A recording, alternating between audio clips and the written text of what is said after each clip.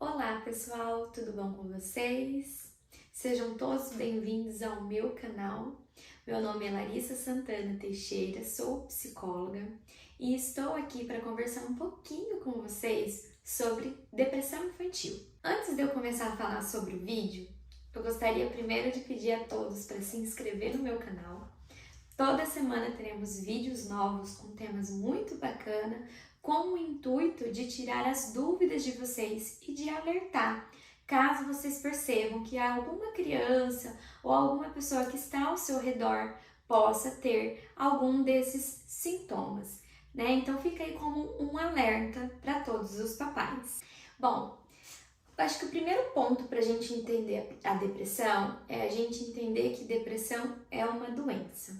Há muito tempo, nos critérios de diagnóstico do DSM, ele veio trazendo como a depressão infantil ser algo que acontecesse mais para a adolescência. E nos últimos anos, não se sabe se foi em decorrente à pandemia ou até mesmo alguns outros comportamentos das crianças, começou a trazer uma depressão ali na primeira infância, a partir dos 6 anos de idade, e depois entra para pré-adolescência, adolescência e vida adulta, né? Então, acho que o primeiro ponto que a gente precisa entender é que para a criança desenvolver o transtorno depressivo, ela primeiro pode ter passado por várias situações. Uma das situações são fatores ambientais. Então, essa criança vive em um ambiente onde é desfavorável, onde ela não tem o mínimo necessário, tanto para comer quanto para sua sobrevivência, né? Então, esses fatores ambientais, de raças, de etnias, podem contribuir aí para o desenvolvimento, né, de um transtorno depressivo. Também é dito em alguns estudos, sobre os fatores genéticos. Crianças que têm pais deprimidos, né, pais com depressão, ou mãe, ela tem uma tendência a desenvolver. Até porque esses pais, quando estão deprimidos, nós sabemos que eles não têm tantas condições afetivas de cuidar dessa criança.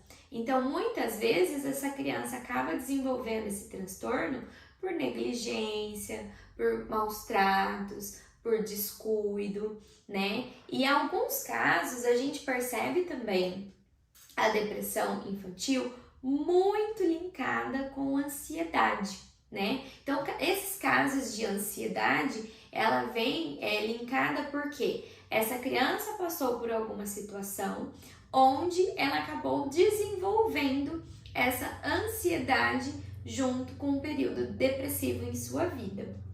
Um ponto que eu acho importante a gente pensar é: você conhece alguma criança que sofreu negligência, ou abuso sexual, ou abuso psicológico na sua infância?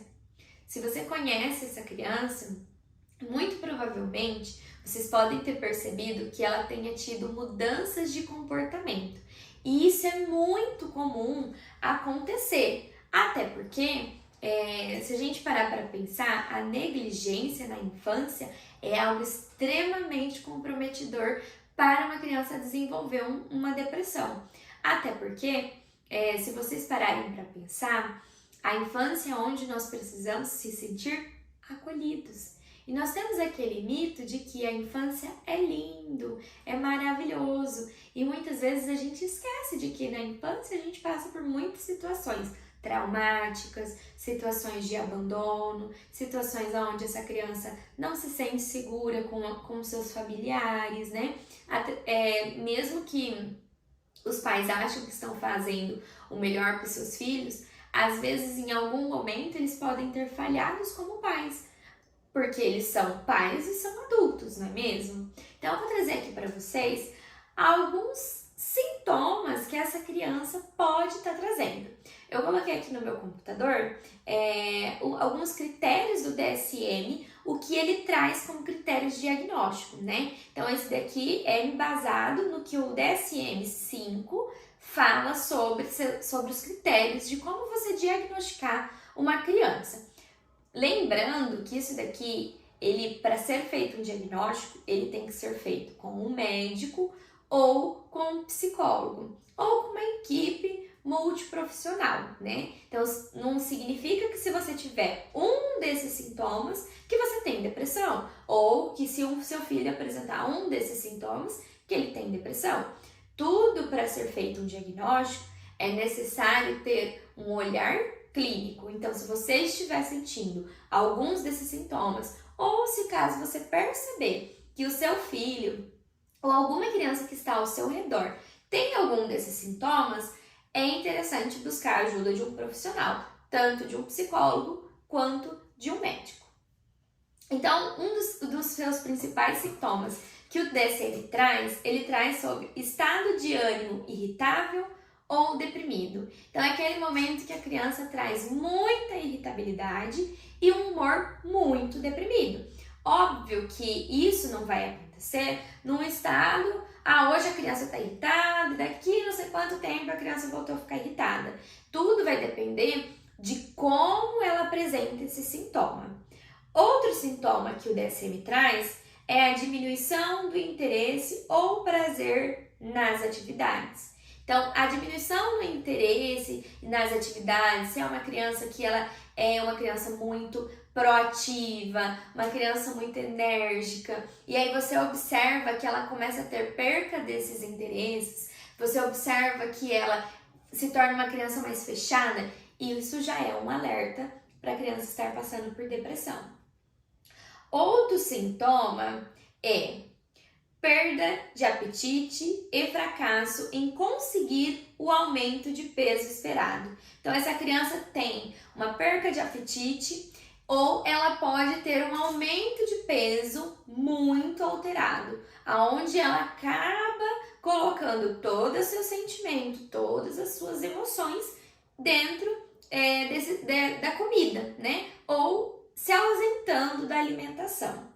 A alteração no sono é muito comum. A criança que está com depressão, ela tem muitas alterações no sono. Então, é uma criança que tem um sono muito leve, um sono muito agitado, com menor frequência de hipersonia, né? Então, esse é muito comum acontecer. Outra questão que é comum é a alteração psicomotoras. Então, é uma criança que ela não tem muito o comportamento de psicomotor, ela belisca, ela não gosta de jogar bola, se antes ela gostava, então ela vai tendo essas percas.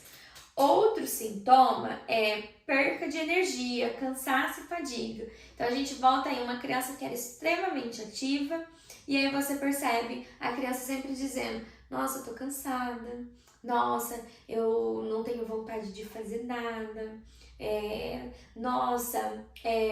Eu preciso, tudo que essa criança vai fazer, ela precisa fazer um esforço muito grande. Então, esses também são um dos sintomas.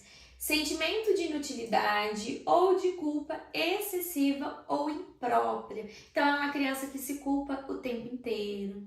É uma criança que se sente que ela não é capaz de fazer nada.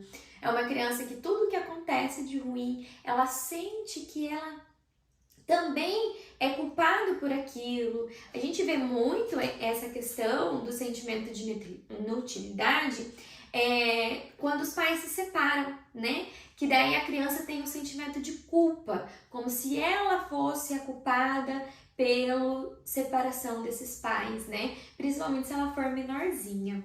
É claro que isso aqui a gente pode trazer num outro vídeo falando sobre a separação dos pais, o que acontece, como que acontece, né? Outro sintoma que essa criança pode trazer é a diminuição da capacidade de pensar e de se concentrar ou de tomar decisões. Então, essa criança, ela começa a apresentar alguns comportamentos na escola onde ela não consegue se concentrar, se manter concentrado ali naquele momento, onde ela está fazendo uma atividade, né? Então, ela não tem essa questão da concentração, ela não consegue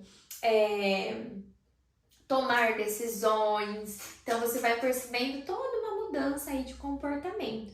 E também se traz pensamentos de morte, ideias suicidas, tentativas de suicídio. né? Então, quando a gente chega aqui ao ponto da criança estar com pensamento de morte, ou com ideação suicida, ou com um pensamento suicida, é muito importante a gente pensar sobre o alerta, né? Porque se a criança chegou a esse ponto, significa que ela está muito grave, né? Que os seus sintomas depressivos estão muito graves.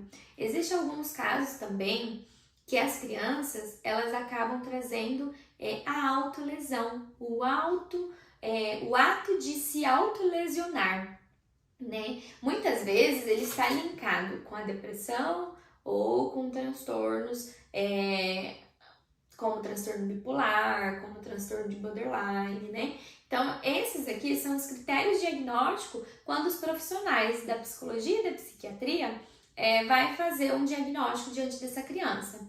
Então, o que eu quero trazer hoje para vocês, né? Eu trouxe cada um desses sintomas para alertar vocês.